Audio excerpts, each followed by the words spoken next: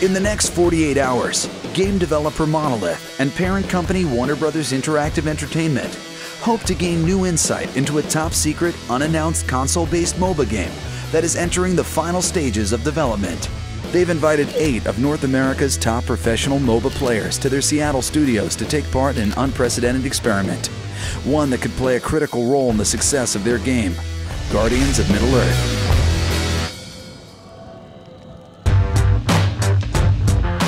We're really excited to show you the game today. We've been working on this for a while now and been holding back, so you're kind of the first public to be able to see it who are actual hardcore gamers or MOBA players. So we're really excited about that. Before the developers can start collecting feedback, they need to get the pro players up to speed on the game's mechanics and key systems. A couple things we wanted to do was make the matches faster. We thought gamers would want to be in and out and on to the next round faster than you typically find in a PC MOBA. The other thing is, in general, all of the things that you put on your loadout are going to be stuff you slowly progress to unlock over the course of playing, leveling your profile, and earning coins to use to unlock all these different things. Bringing in a group of professional MOBA players to sort of give us feedback is a huge win for us trying to feel it out. Obviously, our day job is trying to make the game. Their day job is playing the game and really understanding what works and doesn't work about it.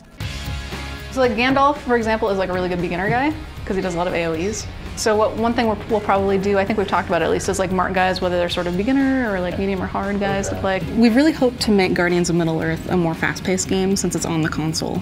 We know that console gamers usually want to jump into a round, finish the round, win or lose, and then start a new game. So we really wanted the matches to be short and action-packed. As we really nail down exactly all the features in the game, finish all the feature work, we're going to be able to incorporate some of this feedback.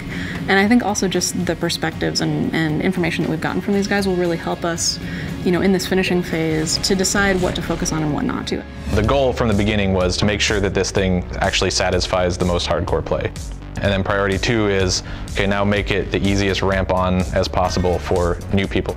Our cause is just. Guardians of Middle-earth, I think, is a great entry point for new MOBA players because it's got the accessible sort of console controls, immediate interaction with your character kind of feel. It's a little bit simpler and faster paced, so you can kind of jump in and get more revs on it without having to learn quite as much about the structures around the culture in the PC space right now. With a firm grasp of the basics, the pros are ready for battle. For the developers, this is their first chance to see how professional players react to the game. Right bumper, right there, what does that mean? So you leveled up, so hold it down. I was never going straight for professional gaming. When I started, it was just a passion. I really liked playing competitively, and I just liked trying to win. So we did the intro this morning, we got a bunch of feedback from you guys already, just digging into the menus and everything. So finally gonna actually start a 5-on-5 match. You actually play against each other, or at least the 8 pros, and then we'll have 2 of the developers in the last couple slots here. So now you have 1 minute to do your loadouts, if you haven't already set them up. But right now they're trying to defend, their tower is actually being pushed a little already. But they have 2 Guardians in the bottom lane trying to push back. He's about to kill Legolas, he did, he finished Legolas. The biggest surprise of the day so far is how quick they adapt to the controls. Soren's fun because he has like a dash that also stealths him, so you can dash behind enemy lines and stealth and then knock guys back into your tower, which is really awesome. It's been fun to really pick out those things that I think that fans of the lore are going to recognize, but also I think gamers will recognize how much depth there is behind each of these characters. The developers are working towards a balanced game where no one player has a distinct advantage and matches end around a sweet spot of 15 minutes. But the players are finding that not all Guardians are created equal, and matches last twice as long as expected. Oh, now you're going to prolong it because you're actually going to kill all of them, huh? Oh my god. That was close. Oh that was my close. god. I think I just 1v5'd them and then killed everybody.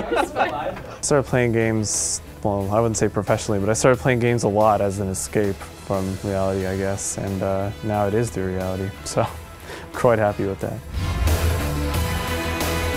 In the last half hour here playing this, how does it feel for just picking it up? And it's pretty easy picking it up. I mean, I think it takes about 5 minutes to figure out what the skill does, and really you just give it a little bit of thought. You get a really general sense of how the character should be played. I think the biggest struggle for me was like trying to figure out how to use my ultimate as a melee squishy DPS that also has a melee ultimate, where I'm like, oh man, it's AoE, I want to hit as many people as I'm dead. It was fun though. Like, if I actually got into range of 5 people and they didn't instantly kill me, then I could deal damage. As the clock winds down on day 1, players meet with the developers to discuss the matches and their recommendations for making the game more balanced and fun to play. It feels like a little too snowbally. You know what I mean? one of our major issues in the game right now is snowballing experience levels, where one team will get ahead in experience levels compared to the other team, and it's a very hard pull to try to get the other team back again, to make a shift back if their player skill dominates over the other team. If the team drags it out until level 14, everybody would be at their maximum potential, and it's really just going to come down to who is going to fight better, who's going to perform better in a team fight environment. Essentially, at some point in time, you can't end the game because the soldiers aren't killing towers quickly enough, and people are just wiping the waves, and that kind of stagnates the game as well. While the players are treated to a team dinner, a dedicated group of developers stays behind to work into the night, implementing the players' suggestions. The team at Monolith only has one chance to impress the pro gamers with a fast turnaround. As the game's delivery deadline looms, the players will have one more day to play Guardians of Middle-earth, test the changes, and offer a final assessment. Coming up in Part 2. Right now we got the guys back in this morning. Last night they gave us some good feedback. We made some changes. They're playing a new build now. I look forward to seeing the differences in what you find just overall in the game.